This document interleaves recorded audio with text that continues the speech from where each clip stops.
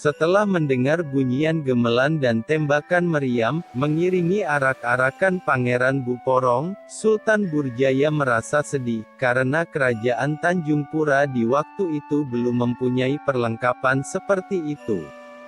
Kesedihan Sultan Burjaya diketahui oleh kakaknya Karangrangga dan Karangkedondong. Oleh karena itu, kedua kakak beradik Sultan Burjaya itu mengirim seperanggun gamelan dan 2 pucuk meriam, yaitu meriam Karyata dan meriam Padam Pelita.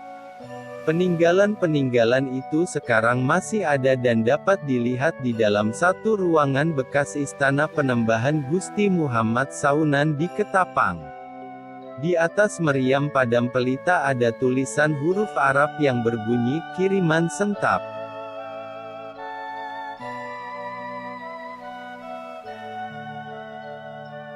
Arak-arakan bergerak maju menuju kerajaan Tanjung Pura, dengan dimeriahkan bunyi-bunyian gamelan serta tembakan meriam dari kedua belah pihak.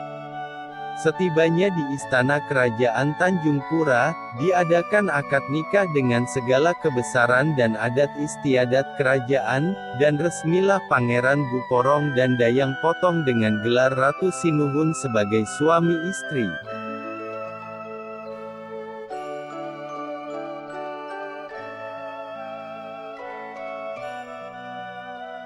Beberapa hari kemudian, Pangeran Buporong membawa istrinya Dayang Potong atau Ratu Sinuhun kembali ke kerajaan Sukadana. Dalam kehidupan suami istri, mereka telah dikaruniai Tuhan seorang anak laki-laki. Malang tak dapat ditolak, untung tak dapat diraih. Beberapa hari kemudian Pangeran Buporong mendapat sakit hingga akhirnya membawa maut.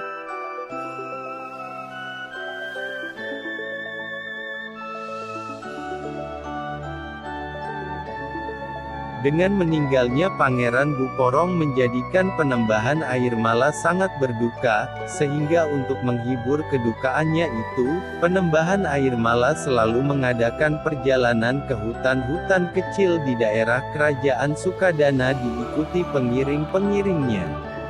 Terdengarlah berita yang sampai kepada keluarga Datuk Mangku yang berada di Pulau Jawa, bahwa Penembahan Air Mala ada melakukan perbuatan yang mesum di kerajaan Sukadana. Maka dikirimlah ke kerajaan Sukadana, iring-iringan angkatan laut yang dipimpin oleh seorang panglima yang bernama Pati Kendel guna untuk mencari kebenaran berita tersebut.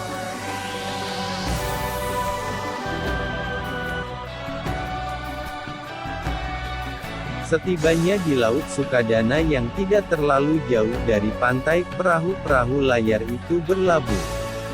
Adapun perahu yang dinaiki Pati Kendel selaku panglima, menaikkan bendera merah. Alangkah terkejutnya rakyat kerajaan Sukadana ketika melihat hal yang demikian, dan langsung memberitahukan kejadian itu kepada Penembahan Air Mala. Dalam hal ini Penembahan Air Mala memanggil Pati Ompo, memerintahkan untuk mengadakan perlawanan sebagaimana mestinya. Kemudian Pati Ompo memanggil pula 3 orang hulu balang, yaitu Tengku Cip, Tengku Simbok dan Datuk Bubut, guna mempersiapkan prajurit untuk mempertahankan kedaulatan kerajaan Sukadana dan langsung memerintahkan supaya menaikkan bendera merah juga, di tepi pantai Sukadana.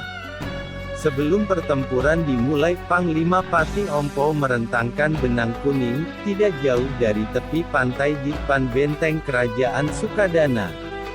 Begitu juga halnya Panglima Pati Kendel merentangkan benang kuning di haluan perahunya, kedua belah pihak dalam keadaan bersiap siaga.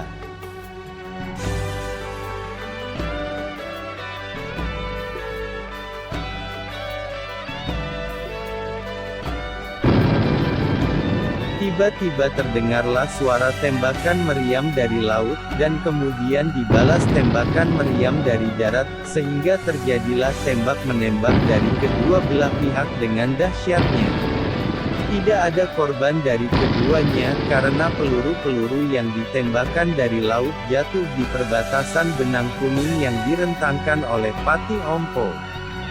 sebaliknya, begitu pula tembakan-tembakan dari darat jatuh di perbatasan benang kuning yang direntangkan oleh Patih Kendal. Itulah sebagai bukti sejarah, apabila keadaan air surut di muara Sungai Sukadana maupun di lautnya, kita dapat melihat tumpukan batu dua baris memanjang, yang diperkirakan adalah bekas-bekas tumpukan peluru-peluru prajurit-prajurit kedua panglima tersebut.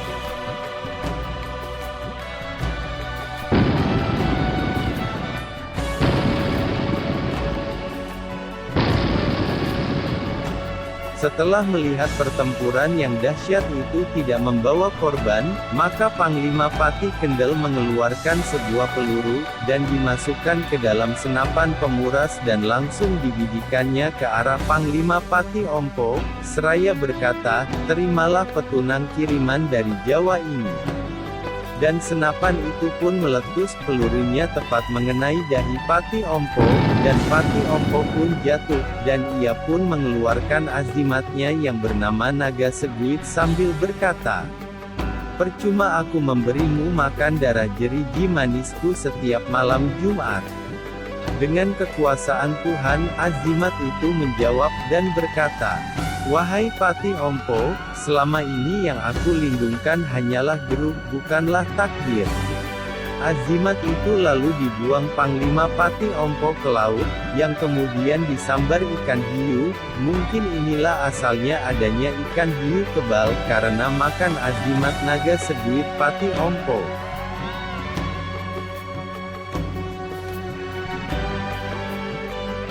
Dengan gugurnya Patih Ompo selaku panglima, barisan prajurit-prajurit Sukadana mengundurkan diri dari medan pertempuran, maka Panglima Patih Kendal setelah melihat keadaan lawan sudah tidak bertahan lagi, lalu merapatkan perahu layarnya ke pantai, langsung naik ke istana dan menangkap Penembahan Air Mala. Kemudian Penembahan Air Mala dinaikkan ke perahu layarnya yang kemudian belayar kembali menuju Pulau Jawa. Sepeninggalan Penembahan Air Mala menjadi tawanan Panglima Patih Kendal, maka Tengku Cip, Tengku Simbok dan Datuk Bubut mengungsikan Ratu Sinuhun atau Dayang Potong serta anaknya dan segala pengikutnya ke suatu tempat di hulu Sungai Melano, dan masuk lagi ke Sungai Matan, karena dikhawatirkan akan datangnya penyerangan lagi.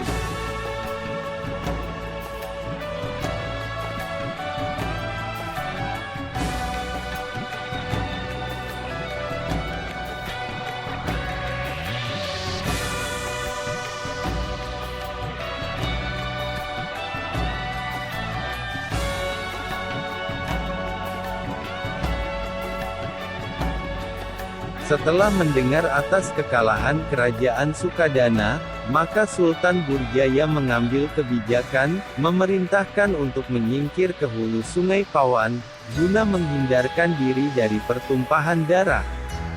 Sultan Burjaya singgah di suatu tempat yang bernama Ulak Batu dan menetap di tempat itu bersama pengikutnya, dan langsung tempat itu disebut Tanjung Pura, karena Raja Tanjung Pura berada di situ. Harta benda kerajaan ditaruh di suatu tempat, yang sekarang namanya Segedung. Orang-orang Cina ditempatkan di Kayang Jambu, yaitu Dusun Tanjung Pasar sekarang.